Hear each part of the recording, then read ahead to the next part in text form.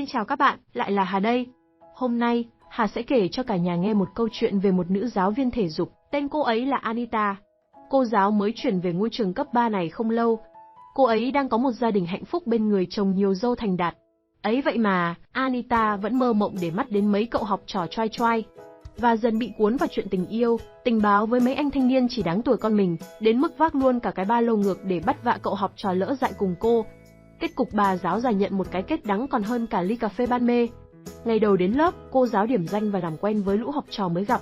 Học trò Marcus tỏ ra không tôn trọng Anita làm cô ấy khó chịu. Thật ra đó chỉ là cách để cậu ấy gây sự chú ý. Về nhà, cô giáo cùng hai cô con gái riêng tổ chức sinh nhật cho chồng. Vì sao lại là con gái riêng? Vì anh này là chồng thứ hai của cô và xin thông báo với cả nhà mình, anh này thuộc hệ hiếm con bà muộn. Vài hôm sau, chồng cô giáo đi công tác. Anita thấy trống vắng trong lòng. Đúng là giáo viên thể dục có khác, thể chất khỏe thế. Mới xa chồng có mấy hôm mà đã đứng ngồi không yên. Anita ra ngoài chạy bộ cho đỡ nóng.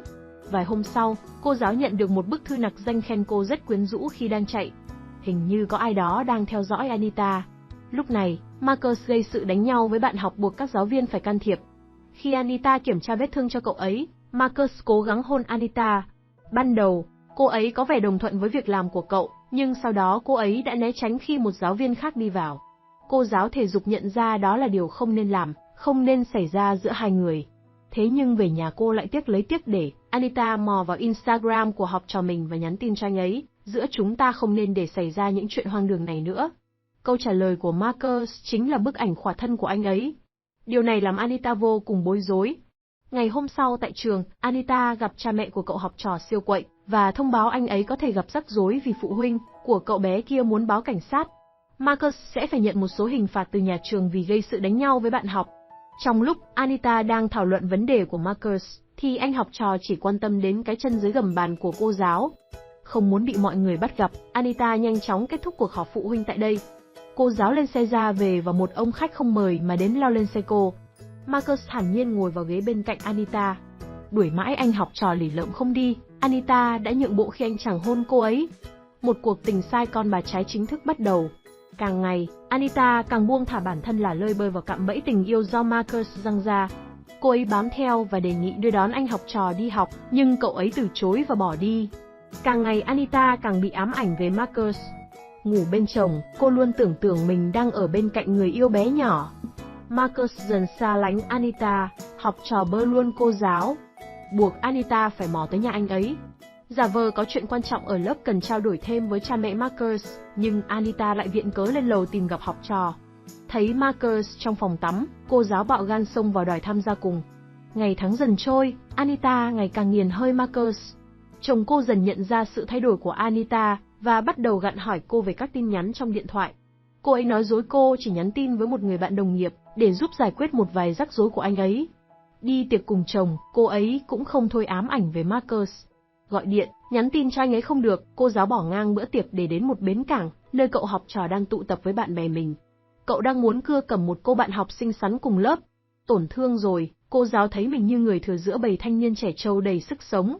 Cô quay về bữa tiệc dành cho lứa tuổi trung niên và lộ rõ vẻ mặt đau đớn. Gừng càng già càng cay, đã say mê rồi thì khỏi phải nói. Cô giáo không chịu nổi sự tan vỡ trong tim. Cô xem qua điện thoại của cô học trò mà Marcus để ý, và tình cờ tìm thấy ảnh mát mẻ của cô gái. Anita chơi chiêu độc, tung những bức ảnh ấy lên mạng. Vừa làm việc ác xong, cô giáo đã đến bên an ủi cô học trò như kiểu ta đây không liên quan. Thật giả tạo. Em có nghi ngờ ai làm việc này không? Biết đâu đó có thể là Marcus, người đang theo đuổi em cũng nên. Dù bày đủ trò, cô giáo già lắm chiêu vẫn thất bại trong việc chia cách đôi trẻ. Sự thật là chúng nó vẫn ở bên nhau. Điên quá, Anita tìm đến Marcus và vu khống anh sắp được làm cha.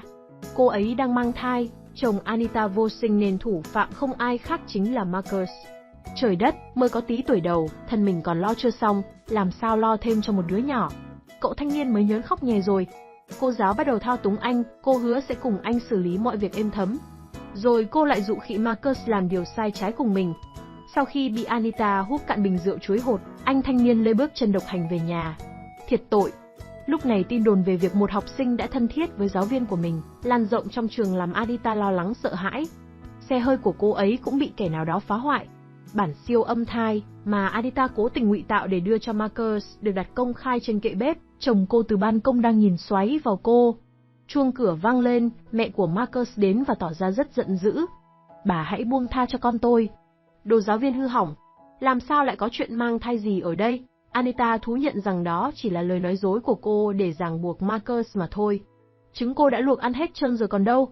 Mẹ của chàng trai đe dọa sẽ sống chết cùng cô giáo, nếu còn lại gần con trai bà một lần nữa. Vụ việc xấu xa bê bối của mình đã bại lộ, không còn mặt mũi ở nhà nữa. Cô giáo bỏ ra khách sạn trú thân. Vài ngày sau, chờ đợi cô ở nhà không phải là chồng con cô, mà là một túi áo quần đồ đạc trong nhà để xe. Lạnh mề, cô giáo biết mọi thứ đã quá muộn để quay lại. Cô đến trường thu dọn đồ đạc và nhận quyết định sa thải của trường học. Marcus cũng bị đình chỉ học tại trường vì có hành vi sai trái với giáo viên của mình. Anh học trò rời đi và cầu chúc cho cô giáo gặp nhiều may mắn, và không hẹn ngày tái ngộ. Kết phim, Anita ngồi trên chiếc ghế dài ở công việc, hối hận vì đã buông thả bản thân trượt dài trong một mối tình sai trái để, rồi không nhận lại được gì ngoại sự xấu hổ, và khinh bỉ của mọi người. Tình yêu không sai, cái sai ở đây chính là cô giáo đang có gia đình, chồng con đầy đủ, và cậu học trò chỉ bị cô giáo ép buộc chứ thật tâm cậu ấy đâu có yêu Anita. Bản tóm tắt vỏn vẹn vài phút này, không thể lột tả hết được tinh thần và cái hay của bộ phim, vì vậy các bạn hãy xem phim để cảm nhận hết những điều hay ho thú vị, hoặc những bài học đắt giá mà bộ phim đem lại nhé. Cả nhà hãy like và đăng ký cho kênh của Hà nha, chỉ mất ít phút của các bạn nhưng điều này là cực kỳ có ý nghĩa với Hà. Cảm ơn cả nhà và mến chào tạm biệt.